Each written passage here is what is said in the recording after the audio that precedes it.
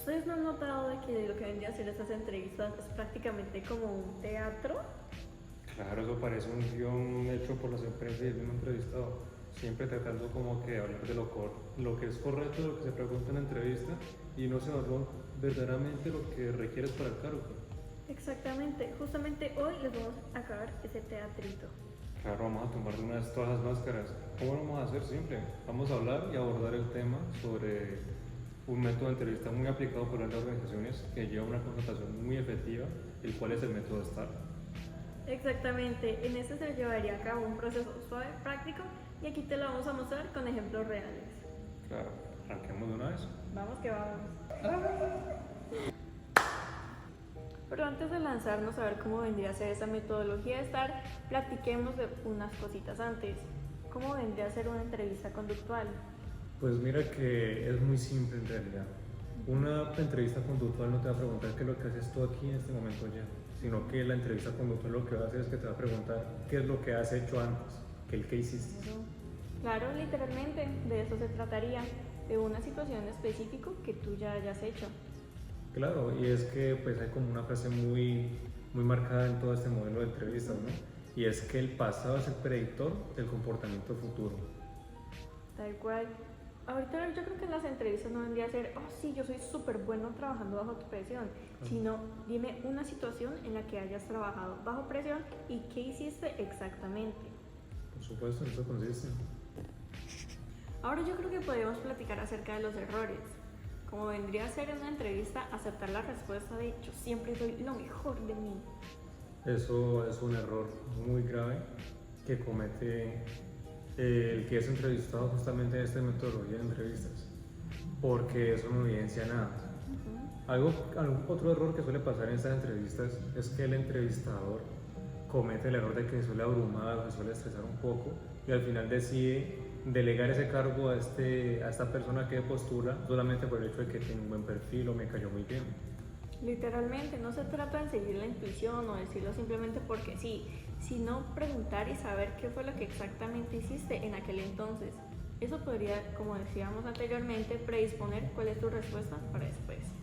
Claro, lo que buscamos evidentemente en este tipo de entrevistas es saber cómo fue que actuó esa persona en esa situación clave, qué fue lo que hizo para lograr solucionar el problema, cuáles fueron las ideas, cuál fue la metodología. Eso es lo que buscamos saber verdaderamente, qué fue lo que hizo. Asimismo, para evitar respuestas vagas, tenemos la metodología STAR. Claro, ¿a qué se referencia la metodología STAR? Y eso se ve claramente en sus siglas.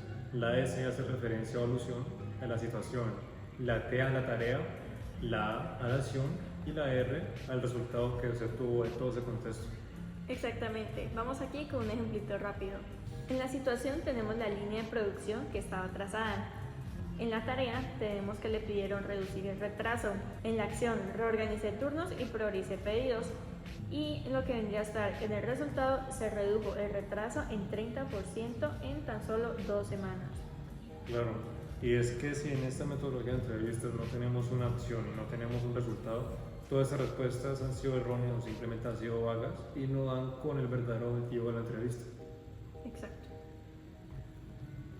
Exacto. Story time. Inclusive hubo una entrevista en la que dijo que había liderado un cambio relevante en la empresa.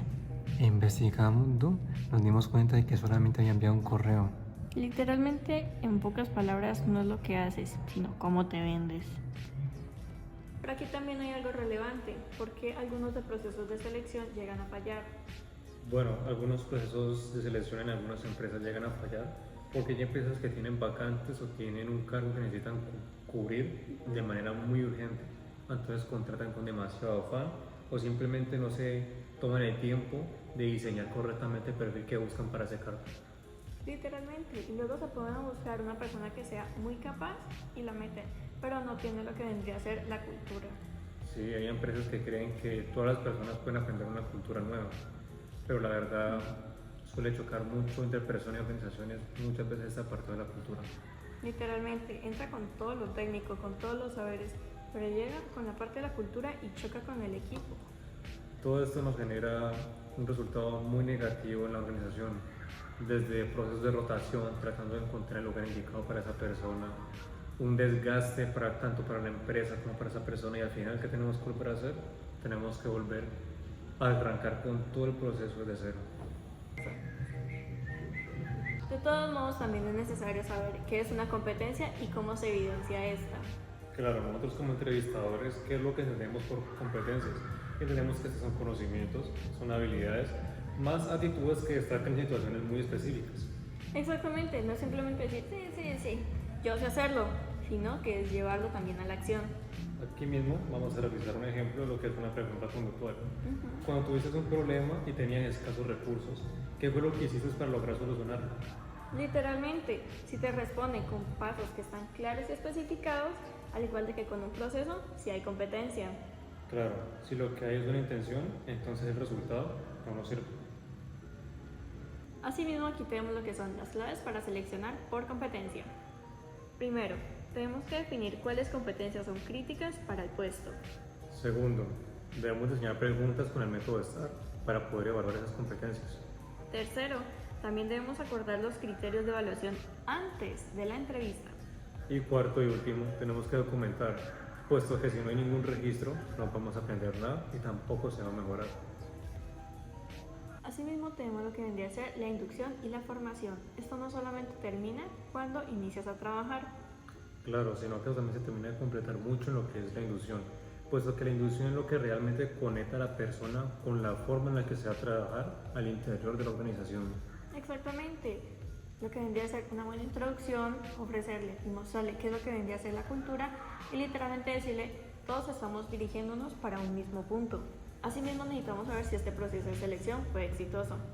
Claro, y es que para lograr evaluar si este método de selección fue exitoso, tenemos 3 preguntas claves. La persona se logró adaptar a la empresa, la persona verdaderamente generó resultados y si verdaderamente la persona va a permanecer al interior de la organización aportando. Si estos 3 se cumplen, fue una selección exitosa. Si no, fue costosa. Y esto ahorita no se verá, pero a futuro sí va siendo un poco de dolor de cabeza. Seleccionar bien no tiene por qué ser complicado. Se trata más que de escuchar discursos, de observar acciones reales. Ver cómo las personas actúan dice mucho más que lo que se puede decir en una entrevista. Pero no basta con elegir bien. También hay que acompañar después para que sea esa persona quien se integre de verdad al equipo. También entienda la cultura y se sienta parte del propósito. Porque al final, la selección más la inducción es igual a equipos que realmente funcionan. Muchas gracias por oírnos y sigan viendo su podcast favorito.